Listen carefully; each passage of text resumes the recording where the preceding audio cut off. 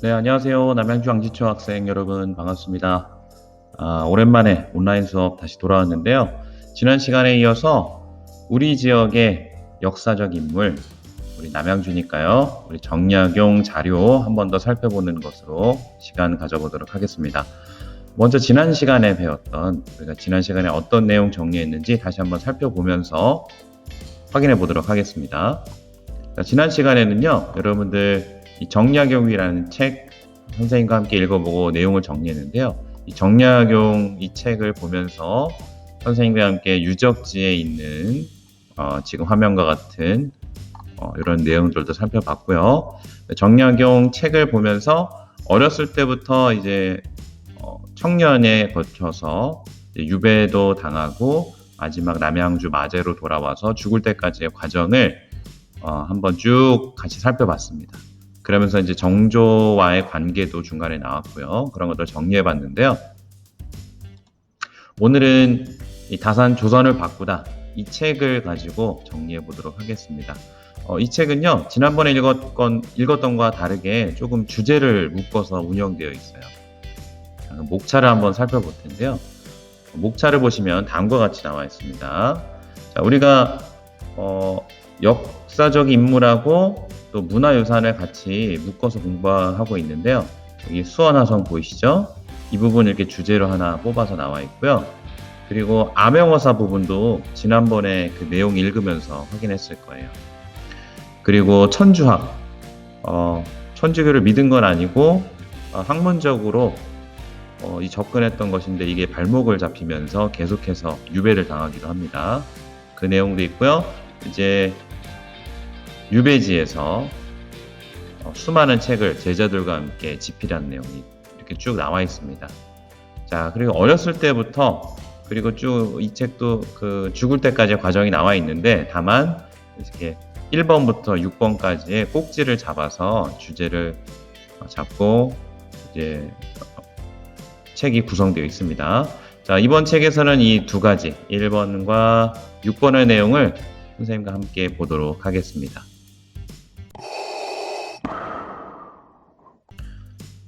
자, 첫 번째, 수원화성을 쌓게 한 거중기 내용인데요. 자, 경기도 광주에서 살았고 지금 상복을 입고 있어요. 이렇게 상복. 언제 입는다 그랬죠? 네, 부모님이 돌아가셨을 때 입었습니다. 자, 입고 나면 자, 그리고 부모님이 돌아가시고 나서 요즘과 다르게 3년 동안 그 무덤 주위에 초막을 짓고 거기서 이제 기거를 한다고 했습니다. 여기 초막살이를 지금 하고 있어요. 부모님이 돌아가시면 이제 그 자리를 지키고 있는 장면인데 이때 지금 나라의 상황은 정조가 무엇을 만들고 있었습니다. 무엇이었죠? 네, 바로 맞습니다. 수원화성. 수원에 계획도시를 지금 건설하는 중이었고 이 시기와 지금 관련이 있습니다. 그래서 이렇게 상복을 입는 중에도 이 중앙, 이 나라를 집권한 이 관리들이 찾아와서 정약용에게 이 짓는 과정을 자꾸 문의를 하고 그랬습니다. 그 내용 다시 한번 살펴볼게요. 이 정약용의 아버지가 세상을 떠났고 이 정약용과 형제들은 경기도 광주에 추막을 짓고 3년상을 치르고 있었습니다. 그런데 화성을 짓다가 조금이라도 어려운 문제가 생기면 이 사람을 보내요. 조정에서 사람을 보내서 물어보곤 한 겁니다. 그래서 어떻게 되고 있는데 이렇게 하면 되겠습니까? 갖가지 이제 해결해야 될 문제를 들고 오는 거죠. 당시 이 정조는 이 부모님을 생각하는 마음이 아주 컸다. 그래서 왜냐하면 사도세자가 뒤주에 갇혀서 억울하게 죽었는데 자기가 왕이 되고 나서 이런 상황을 다시 이제 원래대로 돌려놓고 싶었던 거죠. 그래서 이 묘를 아버님의 묘를 수원으로 옮기고 화성을 쌓았고요. 화성을 중심으로 수원을 아름답고 편리한 도시로 만들려는 계획이 있었습니다. 이때 정약용의 지식이 필요했던 거죠. 그리고 정약용은 이 정조가 아버님의 묘를 찾아갈 때 한강을 건널 때 이 배다리까지 같이 만들어줬었어요. 이때는 이제 한강을 건너기가 어려웠는데 배다리를 설치함으로써 행차를 할 수 있었던 거죠. 그리고 이 수원 화성은 여기도 잠깐 나오지만 이 다양한 건축물들이 나와 있는데 옹성, 성문, 안문, 치성, 적 벽대, 포루, 봉수대, 자, 이런 것들 지난번에 문화유산 하면서 설명드렸습니다. 또 여기 설명이 나왔어요. 동성, 안문, 그리고 치성, 포루, 봉수 이렇게 나와 있습니다. 자, 같이 잠깐 여러분들 읽어보시면 될 것 같아요. 자, 그리고 지금 문제가 뭐냐면 돌과 벽돌을 섞어서 잘 쌓고 있어 했는데 문제가 벽돌은 계속 구워야 돼요. 그리고 돈이 많이 들고 인력이 많이 필요한 겁니다. 자, 이러한 어려움을 이제 가지고 와서 해결해 달라고 하는 거죠. 자, 그래서 여기서 이 정약용이 이제 제안한 것이 바로 이제 거중기고요. 거중기를 사용할수록 시간과 돈이 많이 절약될 것이다. 그래서 여기 이 사진과 같이, 이 그림과 같이 이러한 기계를 이제 제안하게 되죠. 자, 이때 사용한 것들이 이제 참고도서가 기기도설이라는 책이었고요. 이 수원화성을 쌓을 때 거중기를 만들 때도 이 책의 도움을 받았습니다. 자, 그리고 화성의 특징,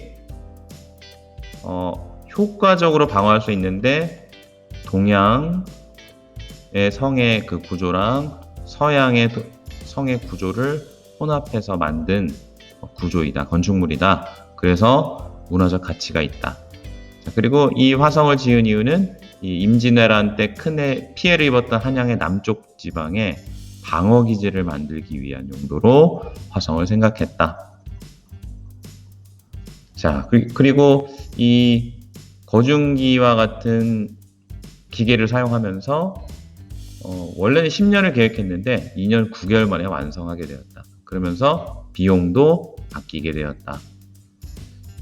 자, 이런 내용이었고, 방금 말씀드린 것처럼 이 전통적인 방법 기초로 했는데 서양의 이 성과 관련된 내용이 함께 섞여서 특별한 문화적인 뭐라고 할까요? 유물로 외국에서도 인정하는 유네스코 세계문화유산으로도 지정되었다. 자, 이렇게 해서 우리 기존에 다 읽었던 내용이 겹쳐서 나오고 있어요. 그래서 다시 한번 점검하는 그 내용으로, 그리고 여러분들 정리할 때 도움될 수 있도록 지금 준비하고 있습니다. 자, 도시건설과 인문학 중에서 옛날은 보통 도시가 오랜 시간에 거쳐서 자연적으로 생겨나요. 그 사람이 많이 모이다 보니까 도시가 됐는데, 이 성을 중심으로 화성은 마을과 도시가 형성되었다. 성이 이렇게 있으면 이 안에 집들이 포함되어 있도록 성을 지었어요. 그래서 여기 어디 따로 도망가지 않도록 이 안에서 방어도 함께 같이 할 수 있도록 지어졌다고 했습니다. 그래서 이것은 계획도시다. 그래서 의미가 있다. 이런 얘기를 했었고요.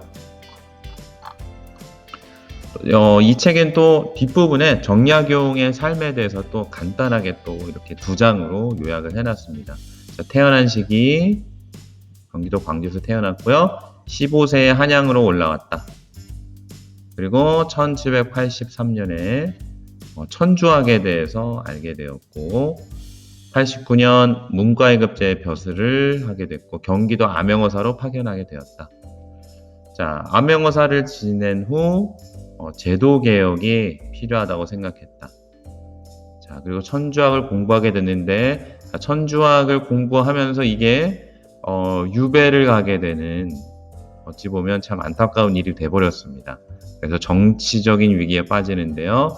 믿지 않았는데 천주학 책을 본 것만으로 이제 신자라고, 천주교를 믿는 사람으로 이제 여겨지면서 강진으로 귀양사지를 떠나게 됩니다.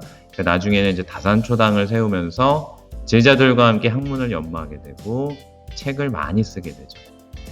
그래서 경세유표, 목민심서, 또 나오겠지만 흠흠신서라고 또 있습니다. 이런 책들 총 합쳐서 500여 권의 책을 발간하게 됩니다. 그리고 이제 귀양살이가 끝나서 다시 돌아와요, 고향으로. 암양주 맞에 본가에서 이제 죽게 되는데, 이때가 그 결혼한 지 60년 되는 날이었다고 합니다. 자손과 친척들이 모여있을 때 이제 죽음을 맞이하게 됩니다. 어찌 보면 이 책이 이 2장을 통해서 이 정약용에 대해서 간단히 요약할 수 있는 가장 좋은 부분이에요. 그래서 이 화면을 가지고 있다면 또 다시 이제 정리할 필요가 있다면 여러분들이 여기서 정약용의 인물의 삶을 간단하게 요약할 수 있을 것입니다.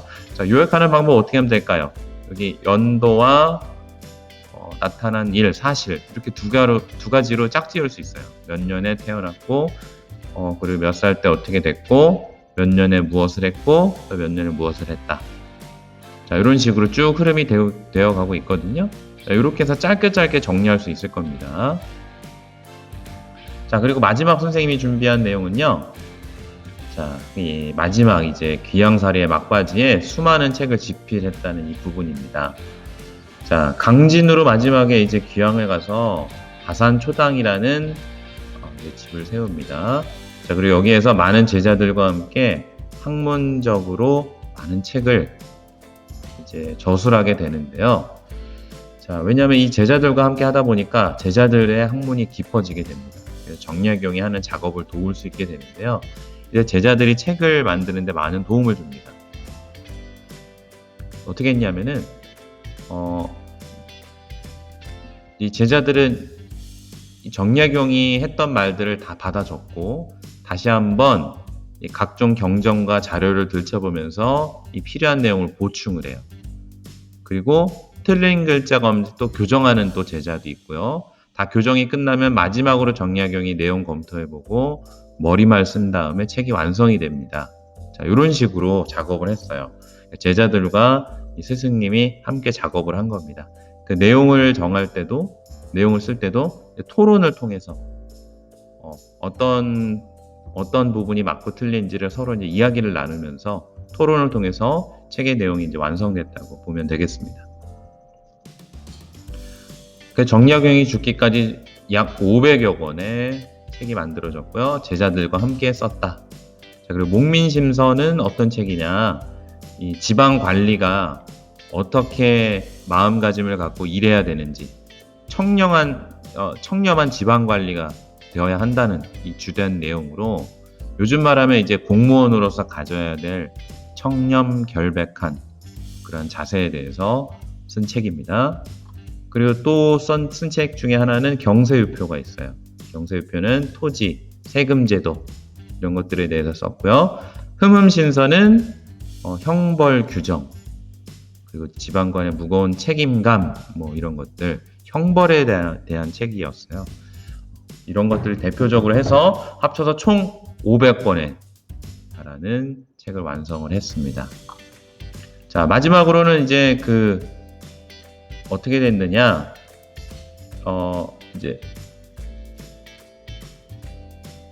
귀양살이를 이제 끝내고 이제 돌아오라고 돼 있는데 돌아오더라도 이 정약용을 싫어하는 관리들이 있었어요.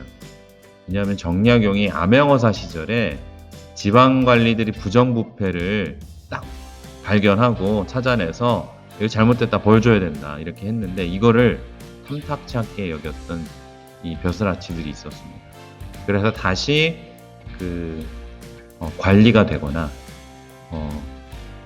왕과 함께 일할 수 있도록 하지 못하겠어요. 방해를 했어요.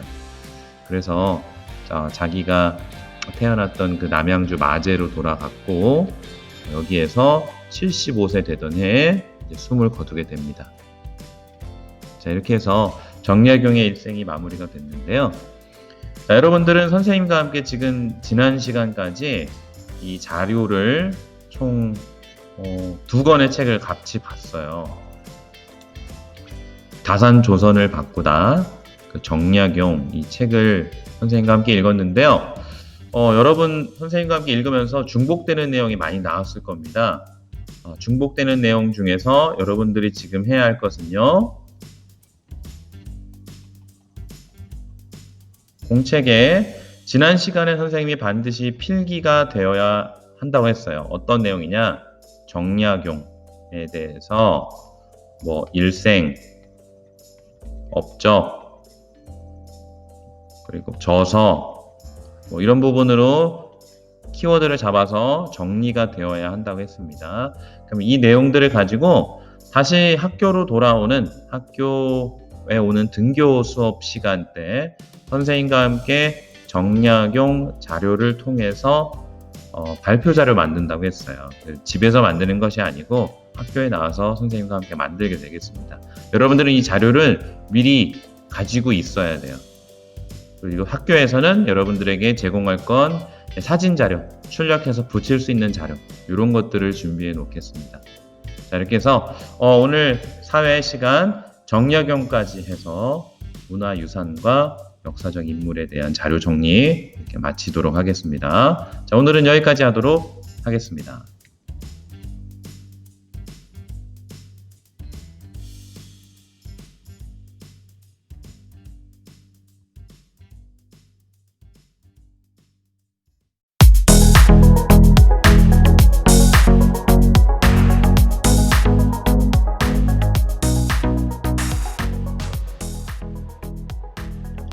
네, 여러분 2단원 단원 마무리 시간입니다. 여러분들과 함께 2단원 마지막 총 정리를 할 텐데요. 여러분들 교과서는요 92쪽부터 시작됩니다. 92쪽을 먼저 할 거예요. 준비해 주세요. 네, 첫 번째 우리 지역의 문화유산 부분이고요. 자, 문화유산에는 중요한 것 요렇게 형태가 있다. 유형 문화재가 되겠죠. 자, 예술활동, 어떤 도자기 만드는 기술, 그리고 뭐 춤추는 것, 뭐 악기 연주하는 것, 이런 건 형태가 없죠. 자, 형태가 없다. 무형 문화재, 이렇게 두 가지로 나뉜다고 했습니다. 자, 그 다음 적절한 사람을 만나서 이야기하는 조사 방법. 만나서 이야기해야 돼요. 뭘까요? 네, 면담 되겠습니다. 면담. 다음 직접 가서 조사한다. 뭘까요? 두 글자고요. 답사 되겠죠? 답사입니다. 답사. 자, 2번은요. 우리 누구 조사했나요? 우리 지역 경기도를 대표하기도 하면서 남양주를 대표하는 인물입니다. 네, 정약용 되겠습니다. 자, 우리 지역 역사적 인물이 한 중요한 일 뭔가요? 이거 여러분들이 써보세요. 선생님과 함께 두 권의 책을 같이 간략하게 봤습니다. 중요한 일 기억나야 됩니다. 첫 번째는 화성과 관련된 일이 있고요. 또 하나는 책과 관련된 일이에요. 요거 기억해서 두 가지 중에 하나 쓰면 될 것 같아요.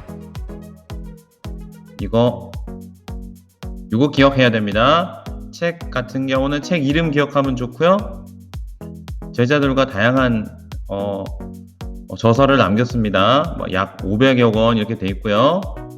이런 책들이 있었습니다. 그렇죠? 또 이것도 있어요. 맞죠? 또 관리에 관해서 관리가 어떻게 청렴해야 되나 이런 거 있었습니다. 다른 말로 이거 있었어요. 이렇게 선생님 줄임말만 썼으니까 그리고 초성 힌트 줬으니까 여러분들이 이 내용은 꼭 채워주시기 바랍니다. 자, 그리고 아래쪽은요 더 알고 싶은 내용 이렇게 돼 있는데 이것보다는 여러분들이 선생님이 여러분들에게 알려주는 것 중에 선택해서 하시는 거예요. 첫 번째는 보시면 좀 겹치는 내용이 있어요.